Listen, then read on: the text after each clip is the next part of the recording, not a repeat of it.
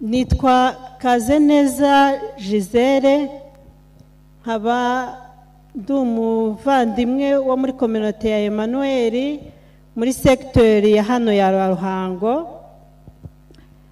Nkaba ndi uwashakanye, ndubatse, mfite umugabo n'abana. Nkaba rero ndi hano kugira ngo dusangire insanganyamatsiko ivuga ngo abiringira Uhoraho ntibadohoka mu rugendo. Abiringira Uhoraho,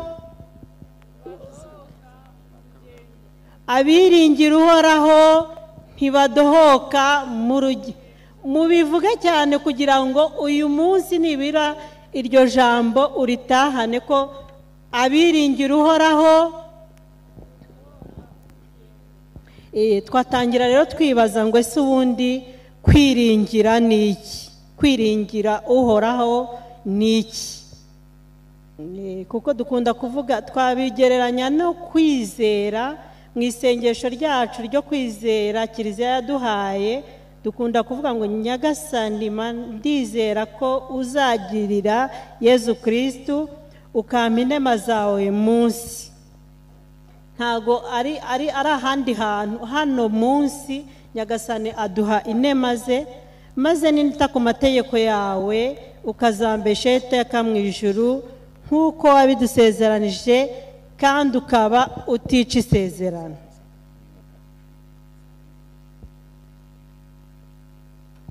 Abiringira Uhoraho ntibadohoka mu rugendo. Uyu munsi rero Nyagasani yadutumiye kugira ngo twakire uwo mugenzo mwiza wo kwiringira Uhoraho nk'impano y'uyu munsi y'umwihariko. Niyo mpamvu rero iyo wamwiringiye udashobora gucika intege mu rugendo. Ukwizera rero kutadohoka ni ukwizera ariko noneho byo birenzeho cyangwa se bikomeye. Ni ukuvuga kwiringira cyangwa kwizera Uhoraho ni ukubera ko uba wizeye ko kubera ingabire y'Imana, kubera Uhoraho nyine ugushyigikiye, ubona ibyo wifuza ukabona ko bishoboka. Ukabona twese twazanye ibyifuzo tuzaniye Yezu Nyirimpuhwe, ariko ni ngombwa ko tuza twumva ko Yezu Nyirimpuhwe ibyo bintu arabishoboye. Nubwo mbona ngewe bindenze, ariko arabishoboye. Ariko no si uko mvuga gusa ngo arabishoboye, ahubwo azanabikora. Abiringira Uhoraho ntibadohoka mu rugendo. Kwiringira Uhoraho, hari agatekerezo kavuga, mujya mubona abantu bajya bagendera ku migozi iri hejuru.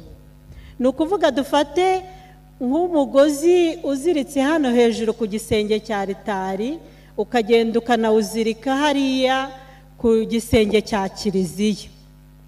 Umuntu aravuze ati nyamara ngewe nshobora kugenda kuri uyu mugozi nkagenda nkagera hariya ku Kiliziya. Akagenda ukabibona, akagaruka ukabibona. Ibyo bintu icyo uba ukoze urabyemera. Uravuga uti koko wa muntu ashobora kugenda akanagaruka agendera ku mugozi uri mu kirere. Kwizera rero cyangwa kwiringira Uhoraho aho bitandukaniye, ni igihe yakubwira agafata nk'ingorofani akakubwira ngo icara muri iyi ngorofani, ngewe noneho ngiye kugutwara nkugeze hariya ku Kiliziya nongere nkugarure. Abumva bakwicara muri iyo ngorofani ni bangahe? Yesu Kristo akuzwe. Abiringira Uhoraho ntibadohoka. Kwiringira Uhoraho rero ni umugenzo mwiza cyane ukuza umubano wacu n'Imana. Dushaka ubwiza bwayo kandi koko tukanabubona. ese icya kabiri twakwibaza ngo se kwiringira uhoraho nabikomora he, nakura hehe iyo ngabire yo kwiringira uhoraho? kuko mu ibaruwa Pawulo mutagatifu yandikiye Abahebureyi umutwe wa 10 umurongo wa 23 avuga ngo twikomezemo amizero yacu tudacogora, kuko uwatugiriye amasezerano ari ndahemuka. Mbese waba waje hano uje kureba Yezu Nyirimpuhwe, uje kumva Yezu Nyirimpuhwe, wa wundi wavuze ngo ijuru n'isi byashira aho kugira ngo roho iringira impuhwe zanjye iziburi? Ese ashobora kwivuguruza kuri iryo jambo yatubwiye? Nitwikomezemo amizero yacu rero tudacogora. Hanyuma muri iyi baruwa kandi umutwe wa 11 umurongo wa 1 haravuga ngo ukwemera ni ishingiro ry'ibyo twizeye, kukatubera n'icyemezo cy'ibitagaragara. Ni ukuvuga wizeye iki kugira ngo kibe ishingiro ry'ibyo Nyagasani ari buguhe uyu munsi? Ni impano rero ya Roho Mutagatifu ikomeye, kandi uwo Roho yamudusakajeho ku bwa Yezu Kristo umukiza wacu, kugira ngo tube intungane kandi twiringire kuzahabwa umurage w'ubugingo bw'iteka, tubikesha ubuntu bwayo. Tubikesha ubuntu bwayo. Ibyo twiringira, ibyo Nyagasani ashaka kuduha uyu munsi, tubikesha ubuntu bwe. Ntabwo rero ari ikiguzi cy'ibyiza twakoze, nta nubwo tugomba kwiheza ngo twumve kuko intege nke zacu zishobora uyu munsi kutubuza guhura n'Imana. Abiringira uhoraho ntibadohoka mu rugendo. Ikindi kibazo twakwibaza ngo ese hari dufashe nk'uku kwemera, twabonye ko ibyo twiringira tuzabikura ku byo twemera. Mbese turi bigereranyije n'umurima, uwo murima byakweramo ukwiye kuba umeze gute? Uwo murima rero ukwiye kurimo ifumbire 3. Iya mbere ni umutuzo, uwa kabiri ni ukwihangana, ifumbire ya 3 ni ibyishimo. Yezu Kristo akuzwe. Mbese biroroshye duhereye kuri iki cya mbere cy'umutuzo? Mbese biroroshye muri iyi si yirukanka, ahantu hari urusaku, ahantu hari ibinsakurizamo, ahantu ndi mu kigare, biroroshye ko niringira uhoraho? Dusabe uyu munsi ingabire yo gutuza, kugira ngo tubone ikirungo kimwe mu bizadufasha kwiringira uhoraho. Ikindi ni ukwihangana. Wenda ndarwaye, maze igihe kinini nsaba Yezu Nyirimpuhwe wankize uburwayi bwanjye. Ihangane igihe utegereje ikuzo ry'Imana, ariko igihe udabashije kwihangana, urifata wowe ukisanisha na bwa burwayi, ukumva ko gukira bidashoboka. Kwiringira uhoraho rero biragukomerera, usa n'ubishakashaka, kubera ko umutima wihangana ukuri. Ikindi ni ibyishimo.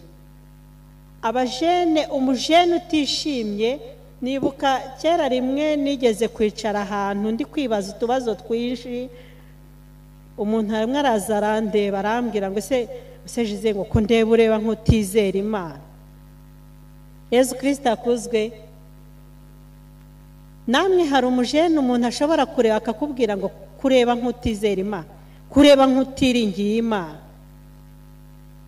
abo mubana bakavuga bati ariko ko ndeba umeze nk'ufite ubwoba utafite icyo wiringiye. Yesu Kristo akuzwe. Ibyo byose rero umutuzo, ukwihangana n'ibyishimo nibyo bidufasha muri make kwakira iyo ngabire y'ukwiringira uhoraho. Yesu Kristo akuzwe. Abiringira uhoraho ntibadohoka. Twakongera nanone tukibaza ngo se kwiringira umuhoraho nibyo koko turimo turabisabwa, ariko se bitumariye iki? Bimaze iki kwiringira uhoraho? Icyo bimaze rero kimwe ni igisubizo cy'ibyo twifuza. Ikintu wifuza ukumva kidashoboka, ntekereza ko no kugisaba bigorana, cyangwa se bya bindi byo kugira ngo wizere wiringire kuri bubihabwe bikakuvuna. Icyo twifuza rero gikomeye ku mujene waje hano kwa Yezu Nyirimpuhwe kandi nawe kwifuriza ni ubuzima bw'iteka. Twese se hari utabwifuza? Twifuza umunezero, twese twifuza kunezerwa. Niyo mpamvu rero tugomba kugira icyo tubikoraho. Ikindi, umuntu ubayeho yiringiye Imana bituma yigirira icyizere mu byo dukora. Mbese mu gihe wizeye ko ugiye gutangira igikorwa ukaba ubona kukizakirangiza bidashoboka, wakwirirwa ushyiramo imbaraga? Ni ngombwa rero ko n'ishingiro y'ibyo tugomba kwizera. Bituma rero twigirira icyizere. Ikindi, biturinda gucika intege mu buzima bwacu bwa buri munsi. Biturinda gucika intege. Ukwiringira Imana hari igihe bituremerera, ariko nanone dusabwa kwijugunya mu mpuhwe z'Imana. Njya mbona urugero ntabwo ndababona ariko mbibona mu mashusho, nkabona abasirikare barimo bamanuka mu mitaka basimbukira ku butaka. Nkibaza ngo ariko buriya ntabwo aba afite ubwoba ngo uyu mutaka uramutse udafungutse mwumva byamera gute? Ariko arijugunya kandi aba afite icyizere. Natwe rero twaje kandi twemere by'ukuri, twijugunye mu mpuhwe z'Imana tuyifitiye icyizere, tuzi ko aya mizero yacu Nyagasani adashobora kuyatenguha. Ikindi, akandi kamaro, bidutera inkunga igihe twumva twaratereranywe.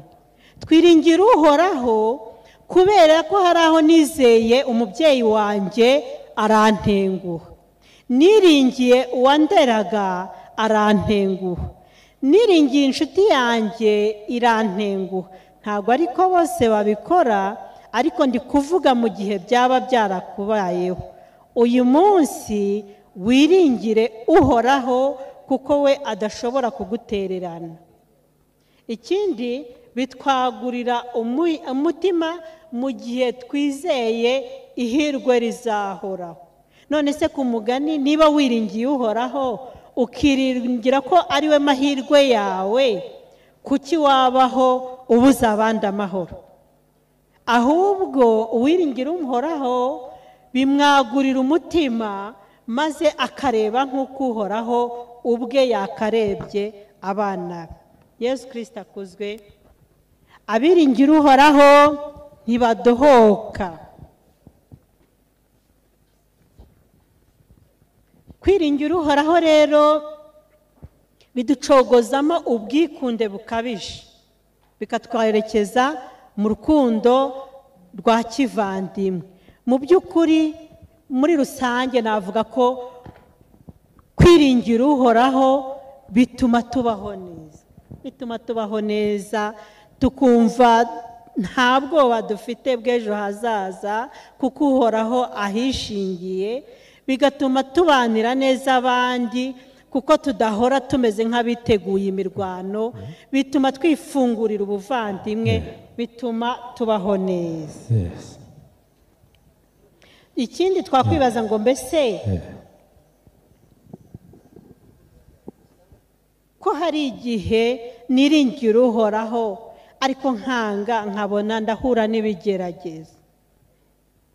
Yego, ntabwo ari ukubera ko uhoraho atumvise isengesho ryawe, ahubwo uzabifashwamo na ya ngabire yo kwihangana, kubera ko niba igihe cye kitaragera hari icyo kiri kukwigisha. Uyu munsi uribaza ngo ese ko uhoraho namusabye akazi, nkaba maze igihe kinini nkamusaba, mbese aho yaranyumvise? Ariko muri ubwo bushomeri bwawe se bwo ugera igihe ugatega amatwi icyo uhoraho ari kubukubwiriramo? Kuko kuba utarabona akazi ntabwo ari uko byamunaniye, ahubwo mutega amatwi no muri ubwo bushomeri. Yesu Kristo akuzwe. Abiringira uhoraho ntibadohoka mu rugendo. Mu kwizera rero, mu kwiringira uhoraho, Kiliziya umubyeyi wacu ishaka ko abantu bose bakira. Bose, niyo mpamvu mwaje hano mu cyiciro cy'urubyiruko, kuko Nyagasani ashaka kubana namwe mu mwihariko wanyu nk'urubyiruko. Ikindi kibazo twakwibaza ni ukwibaza ngo mbese ni ibiki ubusanzwe bituma ndohoka mu rugendo? Hari ibintu bituma tudohoka. Yesu Kristo akuzwe. Kugira ngo numve ko tukiri kumwe abiringira uhoraho. Amen. Ibintu rero bimwe bituma tudohoka mu rugendo, icya mbere nazirikanyeho ni ukutamenya uwo ndiwe. Ngo numve uwo ndiwe, ndi umuhungu cyangwa ndi umukobwa w'uhoraho, wa Yezu Nyirimpuhwe. Yesu Kristo akuzwe. Ndi umwana w'umwami. Kenshi dukunda kwitega amatwi tukumva uwo turi we mu buryo bugaragara inyuma, ariko nagira ngo dukora akitezo gatoya, ntikabatera ubwoba, ariko n'akitozo gatoya gashobora kudufasha kugira ngo buri wese yumve mu by'ukuri umutima wanjye ushaka iki. Muri ako kitozo buri wese ahari nahagarare afunga amaso. Mufunga amaso, hanyuma wizirikane, witekerezeho igihe uzaba ugeze igihe cyawe mu minsi yawe ya nyuma. Wibone uryamye nko ku buriri mu bitaro by'indembe, hamwe ubura utunota duke cyane ngo witabe Imana. Abahari ntabwo ari uko tubarusha ubutungane, ariko natwe tuzagera icyo gihe. Wumve hahandi umutima wawe urimo usamba, abantu batangiye kurira.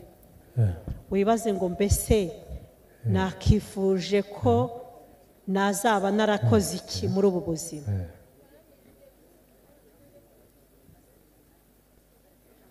Nifuza ko nazaba ndi umuntu wageze kuki. Yesu Kristo akuzwe.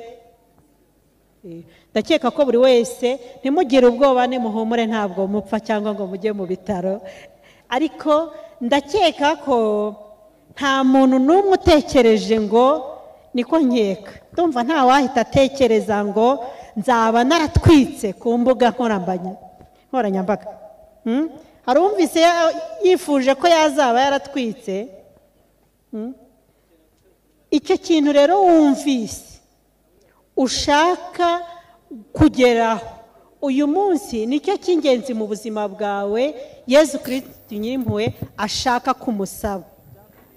arashaka ko umusaba ko niba uri umukozi ukora neza akazi kawe, arashaka kumva umubwira uti nyagasani nkora mu rukiko ndi umucamanza, ume ko icyo gihe nzaba mvuga ngo ndagushimira ko wampaye kuba umucamanza utabera.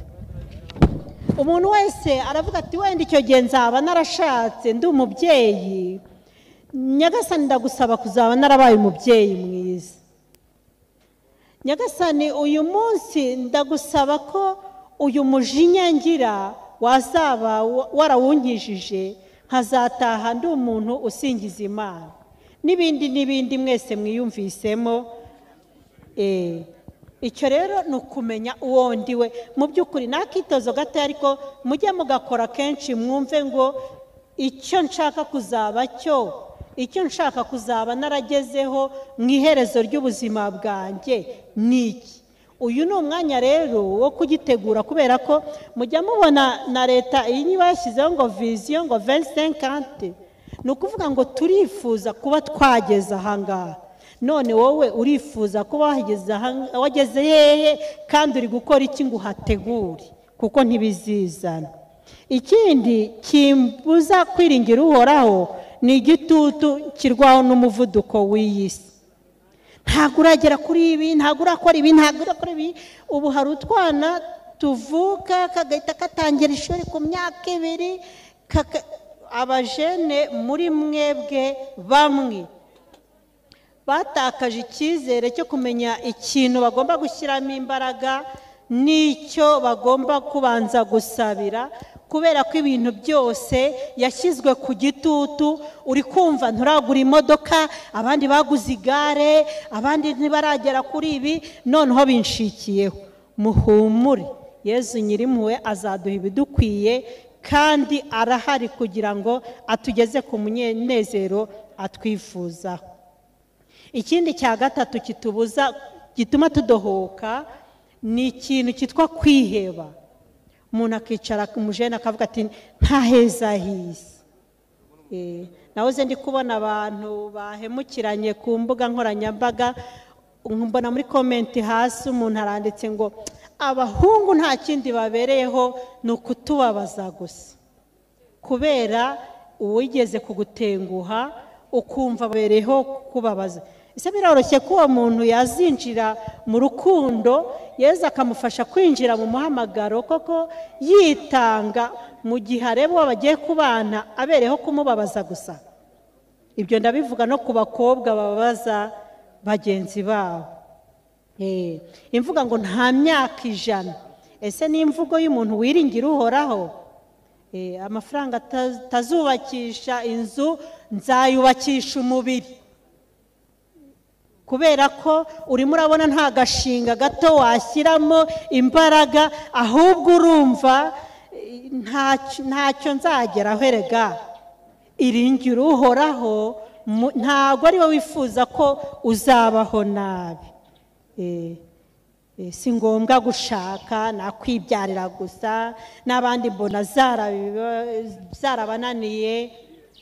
Ukabwira umujene uti bitese, akakubwira ati ndabona iyi mihanda ya Kigali yanyereye.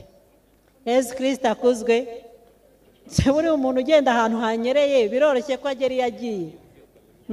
Uwiringira uhoraho ntabwo yanyerera, agenda yumva ashyigikiwe n'ukuboko k'uhoraho. N'izindi mvugo n'izindi zigaragaza ukwiheba. Rubyiruko bavandimwe, mumenye ko uhoraho arabazi, Yezu Nyirimpuhwe arabazi, ntimukadohoke. Ikindi gituma tudohoka mu kwiringira uhoraho ni ugukeka ko uhoraho ahari kugira ngo nzasinzire nk'umunsi umwe mbone yangejeje ku ndoto zanjye. Oya, ubuzima busa no kurota ntabwo ari ukwiringira uhoraho, byaba ari ubuyobe. Mwiringira uhoraho ariko mwumva ko abaha n'inshingano. Ibyo tubona ku mbuga nkoranyambaga, rimwe na rimwe ukabona kubaka urugo, kuba umujene wageze kuri ibi n'ibi, ukagira ngo ni ibintu arota gusa. Oya, abajene rero batinya gukora bagakeka ko ntabwo bikunda. Twiga gukora duhereye ku bihari. Ikindi kiducogoza ni ukwitiranya ibintu. Amizero yanjye nkaba numva narayashyize muri Uhoraho mu byo nemera, ariko mu byo niringiye by'ukuri nkumva nabishyize mu mategeko. Ajya mvuga ngo nzabaho kubera ko ibi nibi byubatse gutyo, kubera ko kireze amizero yanjye mu muntu.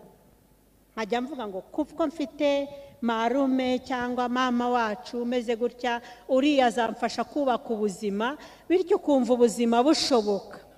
Iyo byanze rero niwe usanga uvuga ngo nyamara se barasi bene wacu ntibantereranye. Ariko bara ntabwo ari Uhoraho. Uhoraho uyu munsi arashaka ko umureba kandi umwiringire we wenyine, ibindi azabyimenyera. Ikindi ni ugushyira amizero yacu mu buhanuzi. Kandi hari umuntu usenga wambwiye ibi n'ibi, yambwiye ko umunsi umwe nzagura imodoka, yambwiye ko umunsi umwe nzashaka umugabo mwiza. Noneho wabona umusore ubonetse wese ugahita uvuga uti nyamara wasanga ari uyu nguyu Uhoraho yambwiye.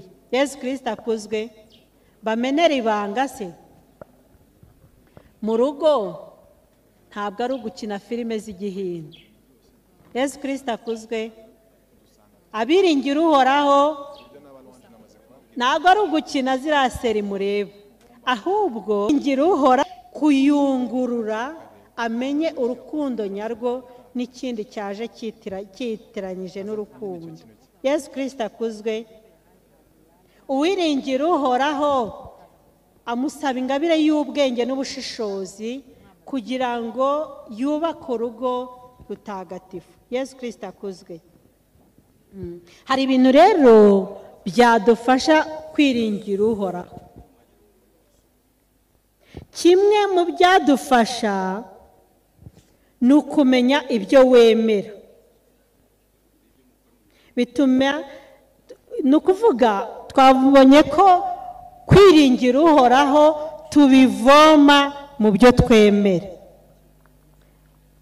Ariko se wemera iki? Abajene mufite Bibiliya iwanyu ni bangahe? Zirahenda? Bibiliya zirahenda? Niyo yabigura 20,000. Ufite hano hari umujene, umuntu wese ufite agatelefone ka touch nibura buriya afite ubushobozi bwo kugura Bibiliya. Siko bimeze? Aho rero niho tuzavoma ibyo twemera kugira ngo bishyigikire uko kwiringira Imana kwacu, kuko niho tuzakura kumenya kamere y'Imana. Twumvise Yesu Kristo Nyirimpuhwe niwe twaje dusanga, ariko se ni Yesu Nyirimpuhwe gute ubundi? Ese mushobora kubona muri Bibiliya amagambo koko anyereka ukuntu Imana ari inyampuhwe? Ya Mana yababariye wa mugore wari wafashwe yasambanye, nkumva impuhwe zayo. Ya Mana yakijije umurwayi, nkumva ko Imana ishobora gukiza. Ya Mana yamfiriye ku musaraba, nkumva ukuntu Imana inkunda. Ya Mana yarenganije umugore wari ugiye kurengana, nkumva ukuntu Imana izandenganura. Mu kusoma Bibiliya, mu kumva ijambo ry'Imana, niho tubonera kamere y'Imana, niho dukura experience cyangwa se ingero z'abantu iyo Mana twemera yagiriyeho ibyo turimo twemera. Noneho bigakomeza amizero yacu. Ni ukuvuga biroroshye ko umutima wanjye ubishyikira vuba iyo nje hano nkababwira ngo uko mundeba gutya Yesu Kristo Nyirimpuhwe yanyijije iki gikomere. Ariko kumva bimeze ntago kwizera Yesu Nyirimpuhwe bimeze nk'umugore nk'umwugani wa maguru ya sarwaye. Maguru ya sarwaye arirukaga ngo agasiga imvura n'umuyaga. Ntabwo ari uko kwiringira Imana twaje kumva, twaje kwakira kwiringira Imana ariko nk'ubuzima bundimo. Navuga ko kwemera Imana, ibyo byose tubona muri Bibiliya turabyemera, tubihuriyeho, ariko noneho kwiringira Imana ni ibyawe mu izina ryawe. Kwiringira Imana ni njyewe ugomba kuyiringira. Muzumva ko kwiringira Imana usibye kuvuga ngo yiringiye Uhoraho nawe amwereka impuhwe ze, ariko ntawe ushobora kwiringirira undi.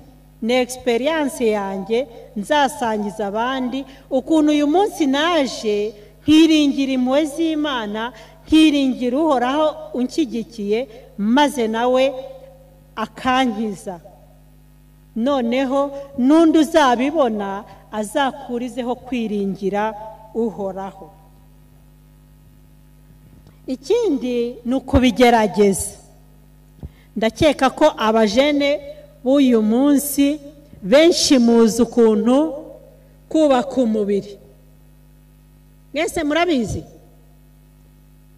Abahungu ubu ngubu, umuhungu ufite 6 pack aba ari sawa cyane, siko bimeze se? Undi agashyiramo imbaraga. Abakobwa ubu barimo barabica bigacika ukuntu azabasha kubaka nyashi, siko bimeze se? N'ukuntu wagira mu nda zero. Izo siporo se nimubizi ko ziriho?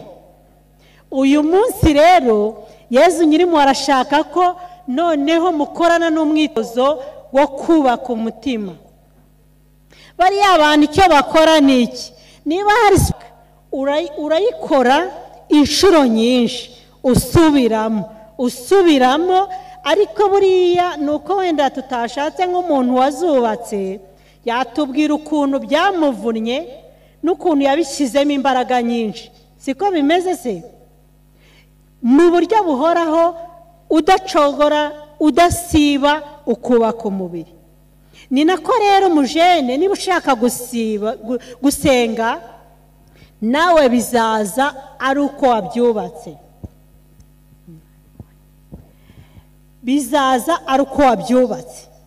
Niba ushaka kuba umujene w'umunyamahoro uzabyubaka, kubera ko bazakubwira nabi, wihangane uceceke upfiremo, ariko uvuga utaka ndakubatse, n'ejo wongere ukubake, n'ejo bundi wongere ukubake, bizagera aho birye. Yesu Kristo akuzwe.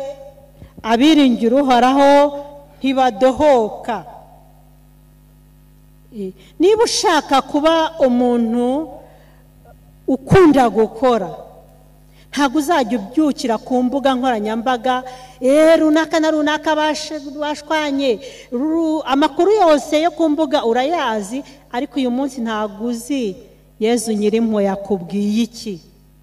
Niba ushaka gutungwa n'ijambo ry'Imana, uzagabanya umwanya wahaga andi magambo kugira ngo atakurema nayo afite ibyo aturemamo, siko bimeze? Umuntu areba filime z'intambara cyane, yazireba bikagera igihe akajya ararota abona ibintu byacitse byadogereye. Nawe nuwicara uwumva icyo Nyagasani akubwiye, azagera igihe uryoherwe no kumva ijambo rye. Ikindi cyadufasha ni ugutega amatwi Roho Mutagatifu mu masakramento, mu misa. Mbese mwagize ngo iyo duhawe Yezu ni ibijumba tuba turiye? Huyo ni Yezu yaje mu buzima bwanjye.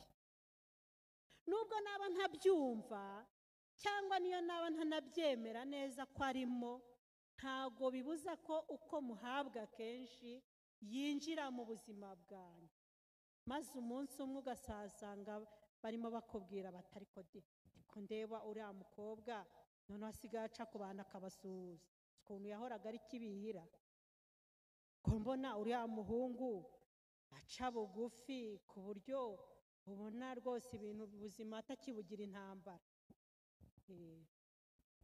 Ikindi hano ni kwa Yezu Nyirimpuhwe, ndongera kubasubiriramo ko muri ahantu heza, mwahisemo neza.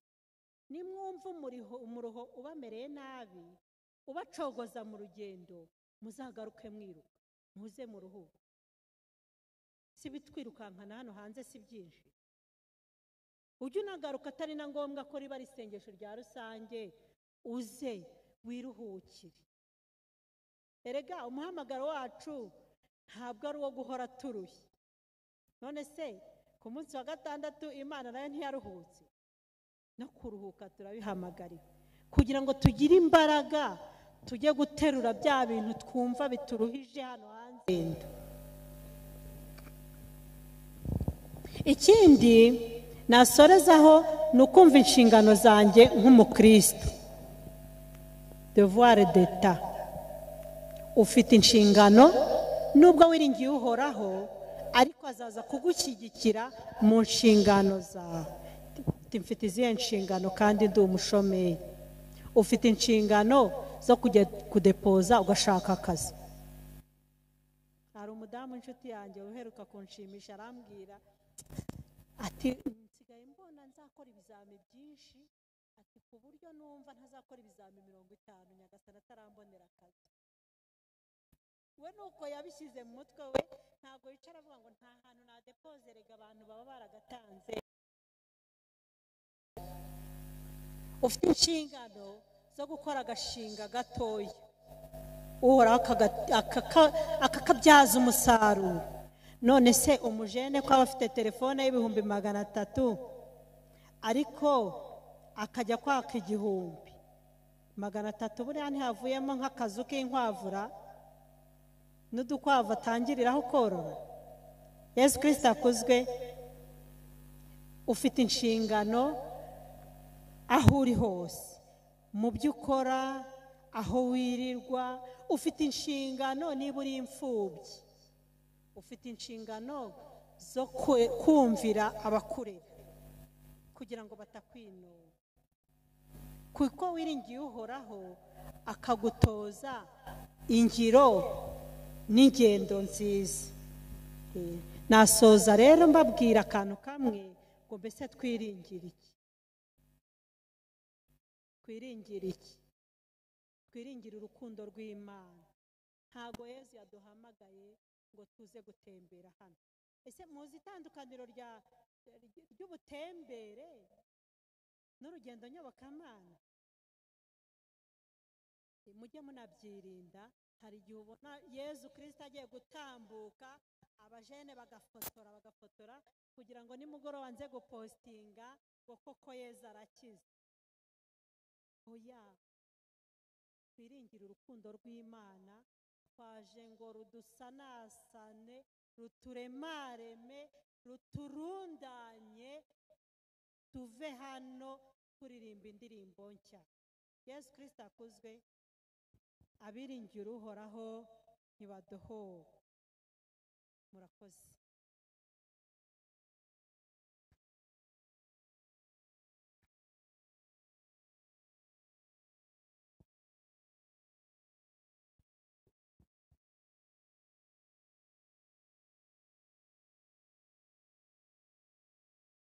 Kristo Yesu akuzwe.